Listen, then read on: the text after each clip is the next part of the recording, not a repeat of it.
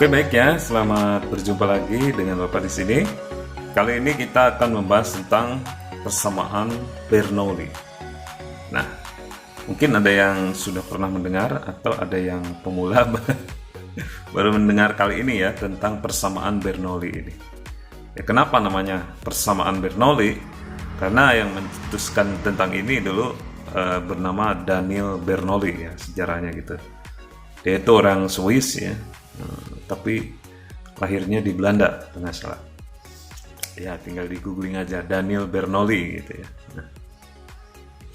Nah, prinsip-prinsip Bernoulli ini seringkali kita mengalaminya dalam kehidupan sehari-hari ya. Contohnya seperti kita sedang naik sepeda gitu ya. Kenapa ketika kita sedang naik sepeda melaju gitu kita tidak terjatuh? Tapi ketika kita diam naik sepedanya, nah itu ada oleng gitu, seakan-akan mau terjatuh, nah gitu, atau bahkan jatuh gitu. Tapi ketika sepedanya sedang jalan, kita itu tidak terjatuh. Nah itu ada salah satunya ada prinsip Bernoulli-nya di sana ya. Kemudian kita sedang melempar batu ya, batunya kok nggak jatuh. Nah, tapi kalau batunya itu tidak dilempar, kita lepas aja dari tangan kita langsung jatuh ya. Tapi kalau kita lempar, nah, batunya itu tidak jatuh kan. Ketika batu itu melaju, batunya melaju nggak jatuh, tapi kalau batunya pelan itu akan jatuh. Nah gitu kan, itu salah satunya prinsip Bernoulli juga. Kemudian pesawat terbang. Nah, pesawat terbang itu memakai prinsip Bernoulli juga ya.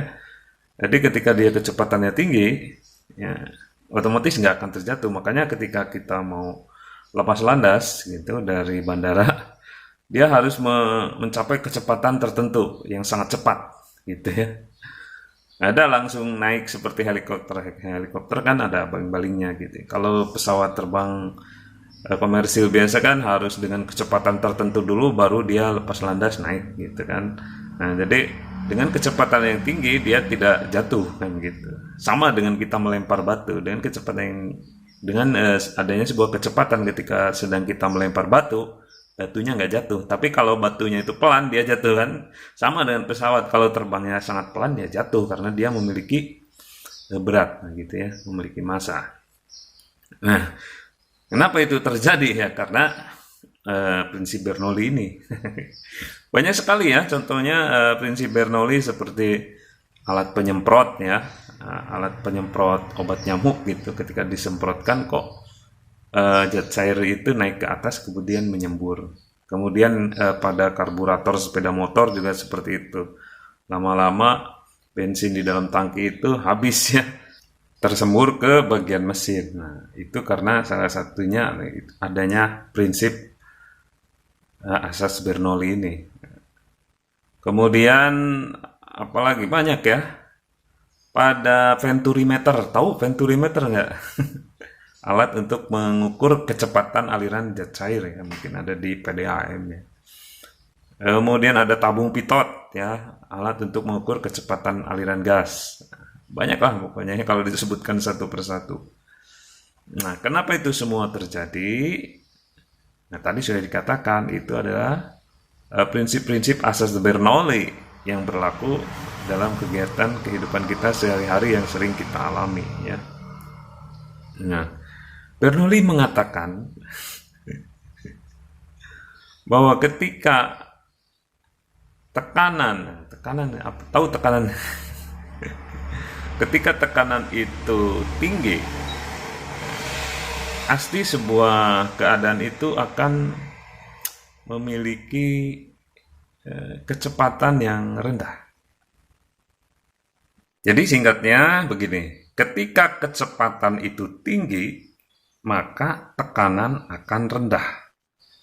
Sebaliknya, ketika kecepatan itu rendah, maka tekanan akan tinggi. Itulah prinsip Bernoulli ya. Jadi antara tekanan dan kecepatan itu berbanding terbalik. Ya, gitu. Jadi kalau tekanannya rendah, kecepatannya akan tinggi. Kalau tekanannya tinggi, kecepatannya akan rendah. Ya contohnya itu tadi, ketika kita melempar batu, batu itu kan kecepatannya tinggi. Nah, di tempat batu tersebut itu tekanannya rendah. Sehingga bagian-bagian udara yang ada di sekeliling batu itu menekan ke bagian batu. Nah gitu. Sama ketika kita naik sepeda, ketika kita sedang melaju kan kecepatan kita tinggi. Kecepatan di tempat tersebut tinggi. Ketika kecepatan tinggi, tekanannya akan menjadi rendah. Nah, sementara udara-udara yang ada di sekeliling kita itu tekanannya menjadi tinggi karena kecepatan rendah. Gitu. Nah, sehingga menahan kita udara-udara yang di pinggir itu. Karena kecepatan kita tinggi, tekanannya otomatis rendah. Ketika kecepatan rendah, tekanannya otomatis tinggi. Ada contoh lain di aliran air sungai ya. Jadi aliran air sungai itu bagian atas itu kecepatannya lebih tinggi daripada bagian bawah. Ya. Karena di bagian atas, bagian air yang di atas itu mengalami tekanan yang rendah. Air yang bagian bawah karena ketumpuk air yang di atas itu mengalami tekanan yang tinggi. Nah, makanya bagian bawah aliran air itu kecepatannya lebih rendah daripada bagian atas. Gitu. Ya, banyak lagi nanti dibahas satu persatu ya.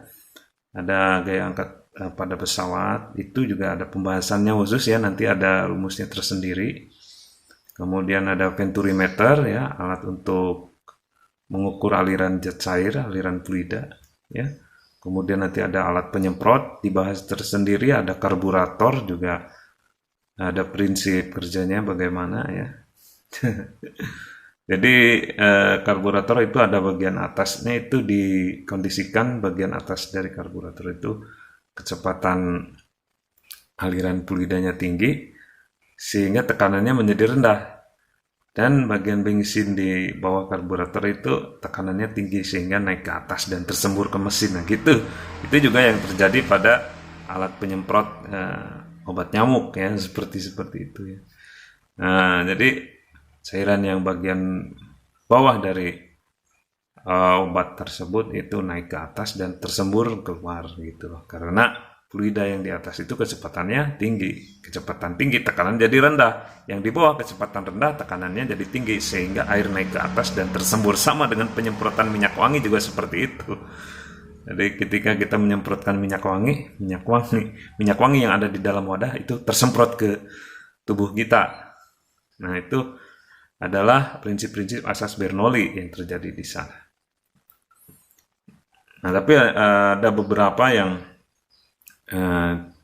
kita bahas ya. Di antaranya nanti ada kontennya tersendirinya. Di antaranya ada gaya angkat sayap pesawat terbang ya. Kemudian ada alat penyemprot, ada karburator, ada venturimeter, nah gitu. Ada tangki berlubang, dan ada apa lagi ya, tabung pitot. Gitu ya. Oke, untuk kali ini kita membahas secara garis besar apa itu asas Bernoulli ya. Dan nanti kita akan bahas persamaan dari asas Bernoulli ini, hukum Bernoulli ini ya. Untuk lebih jelasnya, marilah kita ikuti penjelasan dan pemaparan berikut ini.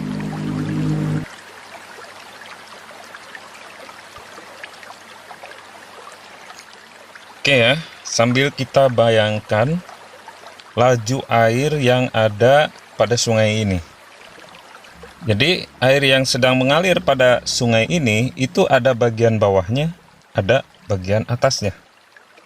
Nah, partikel-partikel air yang ada di bawah itu tertumpuk oleh yang bagian atas.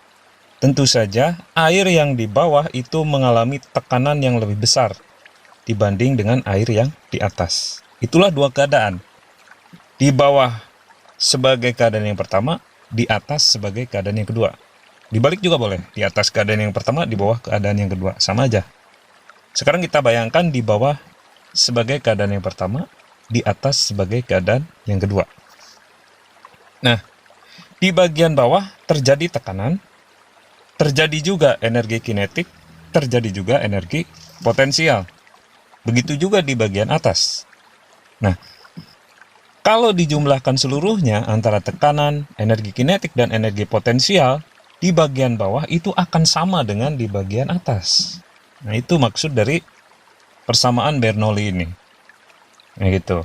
Jadi tekanan dijumlahkan dengan energi kinetik, dijumlahkan dengan energi potensial pada keadaan ke-1 akan sama dengan tekanan dijumlahkan dengan energi kinetik, dijumlahkan dengan energi potensial pada keadaan yang kedua.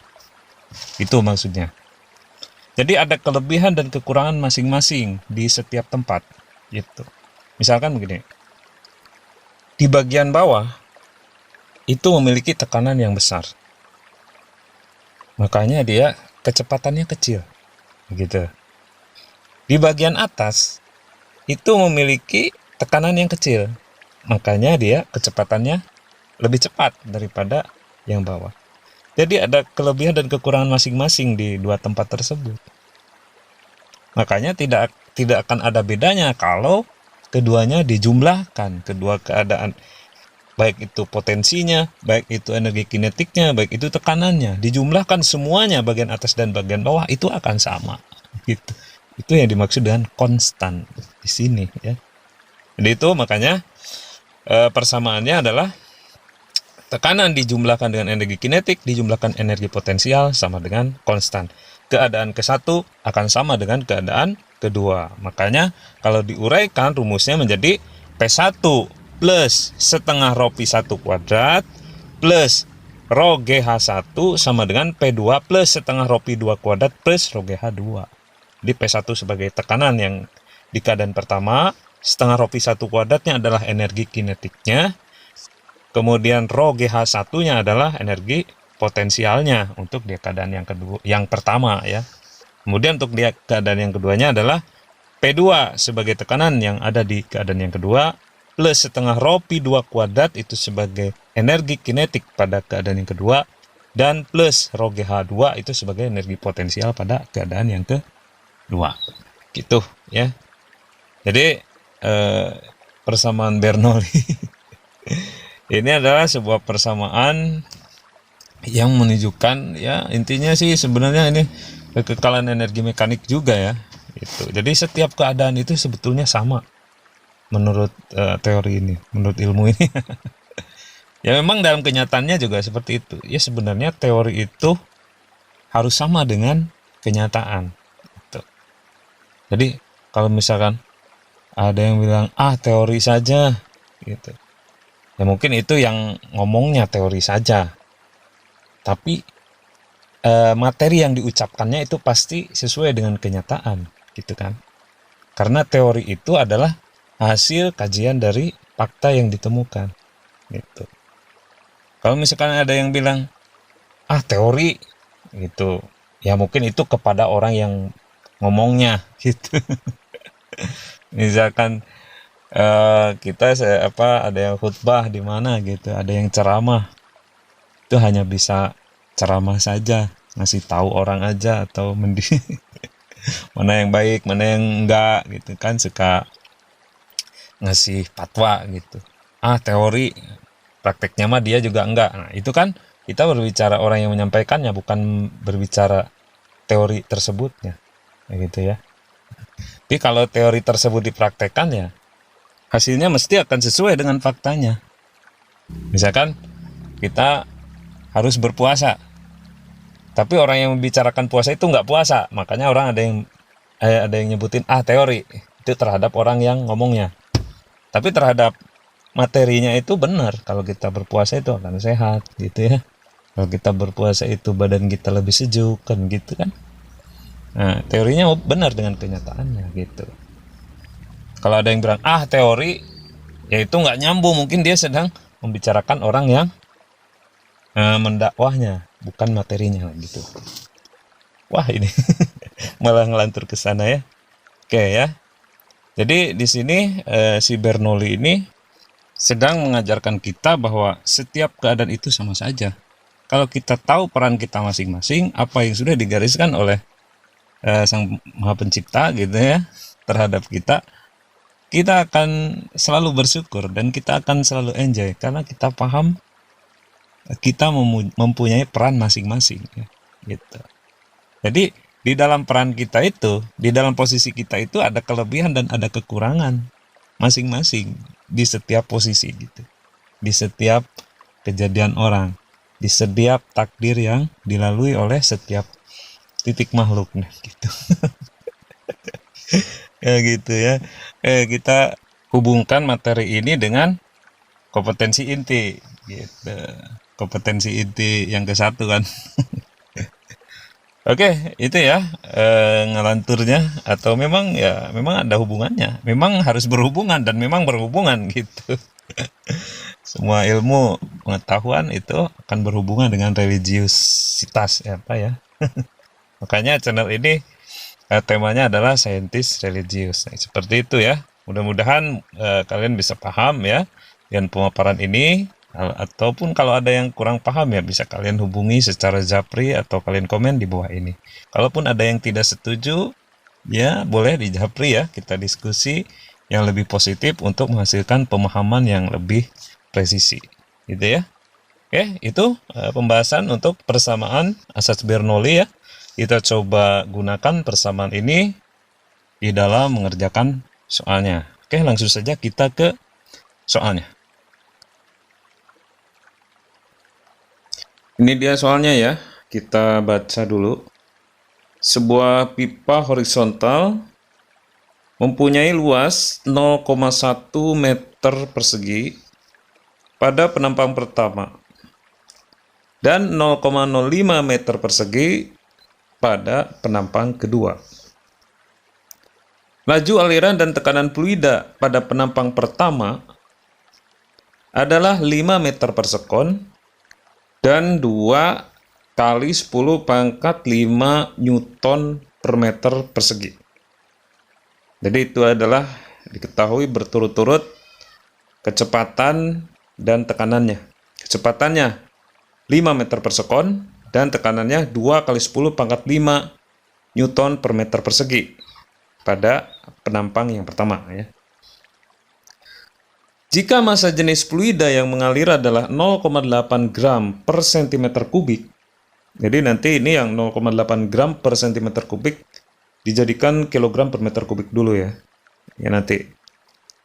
Tentukan besarnya tekanan fluida di penampang yang kedua. Nah, berarti yang ditanyakan adalah tekanan pada penampang yang kedua gitu. Nah, untuk mengerjakan soal ini ya kita harus sudah paham ya rumus yang tadi yang sudah kita jelaskan, itu sudah tahu atau sudah hafal dengan persamaan asas Bernoulli. Kalau hafal persamaan asas Bernoulli, pastinya sudah bisa mengerjakan soal ini ya. Langkah yang pertama, supaya mudah kita memasukkan nilai-nilainya, kita tulis dulu diketahuinya apa saja ya. Jadi fungsi diketahui ini adalah untuk melihat nilai yang akan kita masukkan ke dalam persamaan gitu ya. Kita cek satu persatu ya. Jadi A1 adalah luas penampang pada penampang yang ke-1 gitu ya. Jadi tulis A1 sama dengan 0,1 meter persegi. Kemudian A2 tulis 0,05 meter persegi. Itu kan dari soal ada ya. Nah, kemudian P1 kecepatan pada penampang 1 5 meter per sekon, dari soal ada. Kemudian P1 tekanan pada penampang 1 2 kali 10 pangkat 5 Newton per meter persegi, itu ya 10 pangkat 5 itu ya, 5-nya di atas nih. Lusuh itu ngetiknya kali. Kemudian massa jenisnya sama ya, keadaan 1 keadaan 2 ya, fluidanya kan itu juga. Jadi massa jenisnya sama.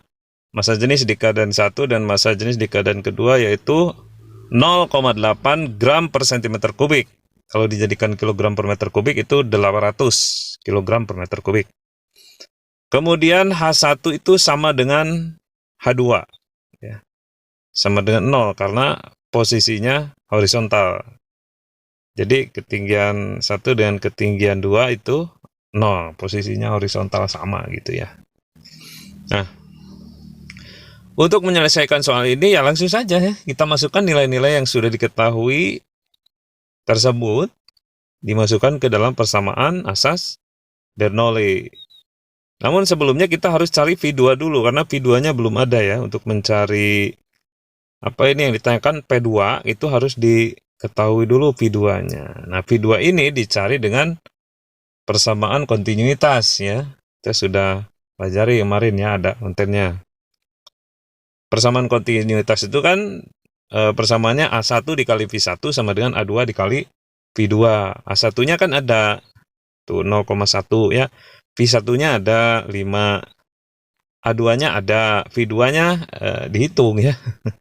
Jadi A1 kali V1-nya 0,1 kali 5 kan 0,5 sama dengan 0,05 V2. Sehingga V2-nya 0,5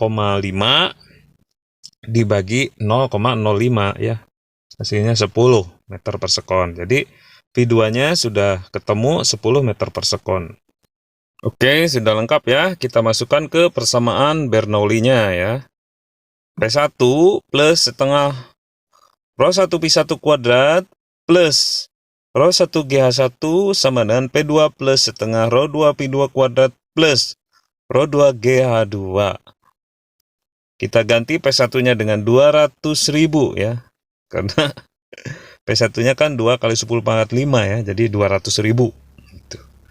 Plus setengah kali 800. Kan rho-nya kan tadi 800 kg per meter kubik ya.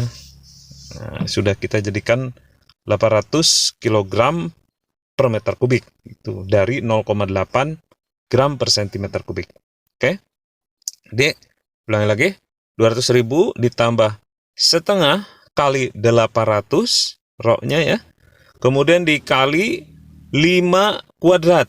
Nah, itu V1-nya ya. V1-nya kan 5 dikuadratkan. 5 kuadrat plus 800 ya, massa jenisnya. Kemudian dikali gravitasi 10 dikali 0 ketinggiannya ya. Jadi semua ini 800 kali 10 kali 0 hasilnya 0 nanti ya. Nah, kemudian sama dengan P2 plus setengah kali 800 kali 5 kuadrat. Nah, itu 5-nya bukan 5 ya. Lusuh ngetik itu. Tapi 10 ya, sebetulnya itu 10 kuadrat. Jadi hasilnya di sana 100 ya. Si ini dikasih tanda itu ya, bahwa 5 itu bukan 5, tapi 10. Nah, kemudian 800 kali 10 kali 0, nah hasilnya 0 juga. Gitu ya. Oke. Setelah itu ya langsung ke matematis ya. 200.000 gitu ya. 200.000 ya. Betul? Plus 10.000. Dari mana itu 10.000 kan? Setengah kali 800 kan 400 ya. 400 dikali 25. Berapa 400 dikali 25? 10.000 kan ya? Iya. Jadi 200.000 plus 10.000 sama dengan P2 plus 40.000. Dari mana 40.000? Dari mana itu ya? Oh, ada keliru penulisan nih ya. Itu kan sama dengan P2 plus setengah kali 800 kali, bukan 5 itu 10. Itu kan Pi2 kuadrat ya. Gitu. Setengah kali rho 2 kali Pi2 kuadrat. Pi2-nya kan 10, itu bukan 5. 10 kuadrat itu ya. Jadi setengah kali 800 kan 400. 400 kali 100, 40.000 benar. Jadi P2 plus 40.000. Itu bukan 5 kuadrat, 10 kuadrat itu ya. Yang setengah rho 2 Pi2 kuadrat. Jadi Pi2-nya kan 10, jadi 10 kuadrat bukan 5 kuadrat itu. Oke, jadi kalau kalian konsen dan kalian paham, pasti akan tahu ya, pengetikan 5 kuadrat ini harusnya 10 kuadratan gitu. 800 kali 10 kali 0 ya 0, udah nggak usah dihitung. Sehingga hasilnya kita ulang, 200.000 ditambah 10.000 sama dengan P2 plus 40.000.